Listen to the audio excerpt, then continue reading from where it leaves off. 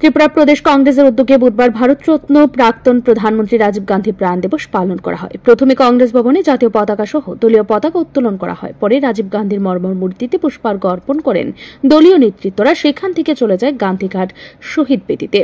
সেখানে প্রয়াত নেতাকে শ্রদ্ধা জানালেন দলীয় নেতৃত্বরা। তাছাড়া গান্ধীঘাট এলাকায় সেবা দলের পক্ষ থেকে বৃক্ষরোপণ করা হয়। এদিনের এই অনুষ্ঠানে উপস্থিত ছিলেন ত্রিপুরা প্রদেশ কংগ্রেস সভাপতি আশিস কুমার সাহা, বিধায়ক সুদীপ রায় বর্মন সহ অন্যান্যরা। এই কর্মসূচি সম্পর্কে আশিস কুমার সাহা বলেন, এই দিনে সন্ত্রাসবাদীদের হাতে খুন হয়েছিলেন দেশের প্রাক্তন প্রধানমন্ত্রী রাজীব গান্ধী। তিনি এই দেশকে একটি নতুন দিশায় এগিয়ে নিয়ে যেতে চেয়েছিলেন। এই কাজ তিনি সম্পন্ন করতে পারেননি। কারণ হচ্ছে তিনি দেশের যুবশক্তিকে বিশ্বের দরবারে প্রতিষ্ঠিত করতে চেয়েছিলেন। দেশের যুবশক্তি এখন কাজ পাচ্ছে না, তাদের সামনে এখন বেকারত্বের জ্বালা। তিনি স্বতন্ত্র এবং আত্মনির্ভর ভারত গড়ে তুলতে চেয়েছিলেন।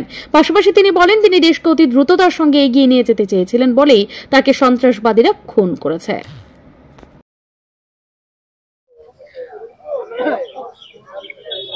ভারতরত্ন প্রয়াত প্রাক্তন প্রধানমন্ত্রী রাজীব গান্ধী ৩৫তম প্রয়াণ দিবস। এই দিবসে সকলকে আমি প্রদেশ কংগ্রেসের কর্মসূচিতে আহ্বান রেখেছিলাম। সমবেতভাবে আজকে আমরা প্রয়াত নেতার প্রতি শ্রদ্ধাঞ্জলি অর্পণ করি। দেশের যুবকদের নিয়ে যিনি স্বপ্ন দেখেছিলেন শক্তিশালী, স্বতন্ত্র এবং আত্মনির্ভর ভারত গড়ার,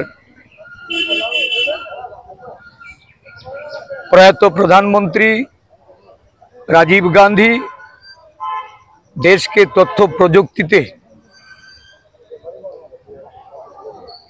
একবিংশ শতাব্দীতে সমগ্র বিশ্বের মধ্যে ভারতবর্ষ একটা বিশেষ রাষ্ট্ররূপে গণ্য হবে, এই দিশায় উনি দেশকে পরিচালিত করেছেন। রাজ্যের ৭টি ব্লকে প্রয়াত প্রধানমন্ত্রী রাজীব গান্ধীর প্রাণ দিবস পালন করা হয়েছে। আজ ছিল রাজীব গান্ধীর ৩৫তম প্রয়াণ দিবস। ব্যুরো রিপোর্ট, ঋদ্ধি নেটওয়ার্ক।